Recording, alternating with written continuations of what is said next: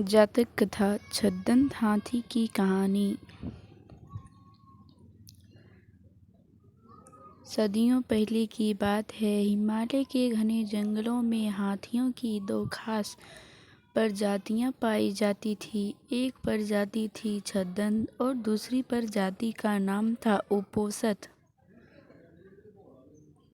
इनमें से छद्मनाथ प्रजाति काफ़ी मशहूर थी। विशाल 6 दांतों की मौजूदगी के कारण ही इन्हें छद्मनाथ के नाम से पुकारा जाता था।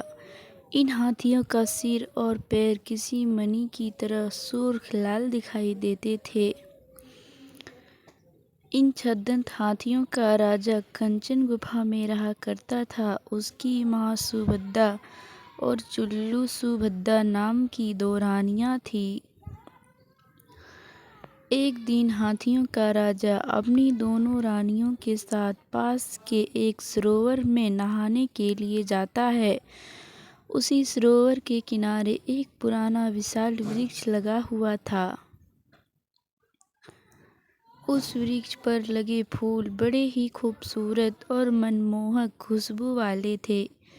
गजराज ने खेल खेल में अपनी सूंड से उस वृक्ष की एक डाल को कसकर हिलाया। इससे डाल पर लगे फूल मां सुभद्रा पर झड़ने लगे और वह गजराज से बहुत प्रसन्न हुई।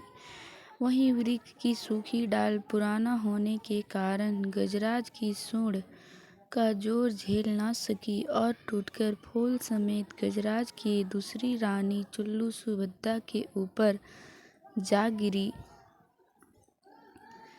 हालांकि यह घटना संयोगवश घटी, लेकिन इसे चुल्लू सुभद्रा ने अपनी अपमान माना और उसी वक्त गजराज के निवास को छोड़कर कहीं दूर चली गई। जब गजराज को इस बात का पता चला तो उसने चुल्लू सुभद्रा को बहुत ढूंढा, लेकिन वह कहीं नहीं मिली। कुछ समय बाद चुल्लू सुभद्रा की मौत हुई और मरने के बाद वह मध्यराज की राजकुमारी के रूप में पैदा हुई। युवा होने पर उसकी वाराणसी के राजा से शादी हुई और वह वाराणसी की पटरानी बनी। पूर्व जन्म के बाद भी वह छद्मनाथ राज्य द्वारा भूलवश हुए उस अपमान को भूली नहीं और उसका बदला लेने की सोचती रही। एक दिन मौका पाकर उसके वाराणसी के राजा को छद्मनाथ राज के दांत हासिल करने के लिए उकसाया। परिणाम स्वरूप कुछ कुशल निषादों के समूह को राजा ने गजराज के दांत लाने के लिए भेज दिया। गजराज के दांत लाने के लिए रवाना हुई टोली का नेता था सोनूतर। सोनूतर करीब 7 साल का सफ़र तय करके गजराज के निवास पर पहुंचा।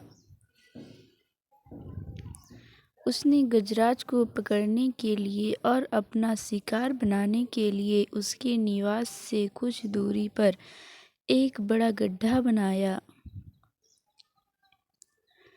गड्ढे को छिपाने के लिए उसने उसे पत्तियों और छोटी लकड़ियों से ढक दिया और खुद झाड़ियों में छिप गया। जैसे ही गजराज उस गड्ढे के करीब आया तो सोनूतर ने विष बुझा तीर निकालकर छद्मनाथ राज पर निशाना लगा दिया। तीर से घायल होने के बाद जब गजराज की नज़र झाड़ियों में छिपे सोनूतर पर पड़ी तो वह उसे मारने के लिए दौड़ा। चूंकि सोनूतर सन्यासियों के वस्त्र पहनकर आया था, इस कारण गजराज ने सोनूतर को जीवन दान दे दिया। गजराज से जीवन दान पाकर सोनूतर का मन बदल गया और उसने गजराज को सारी कहानी कह सुनाई और गजराज पर निशाना साधने के उद्देश्य बताया। जीवन दान मिलने के कारण सोनूतर गजराज के दांत कहीं नहीं काटा। सकता था, इसलिए छद्मराज ने मृत्यु से पहले खुद ही अपने दांत तोड़कर सोनूतर को दे दिए। गजराज के दांत पाकर सोनूतर वाराणसी लौट आया और गजराज के दांत रानी के समक्ष रख दिए। साथ ही सोनूतर ने रानी को यह भी बताया कि किस तरह गजराज ने उसे जीवन दान देकर खुद अपने दांत दे दिए।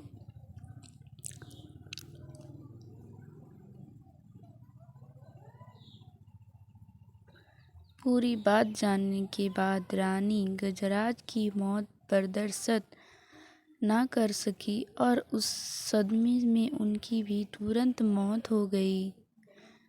कहानी से सीख: बदले की भावना सोचने समझने की क्षमता छीन लेती है।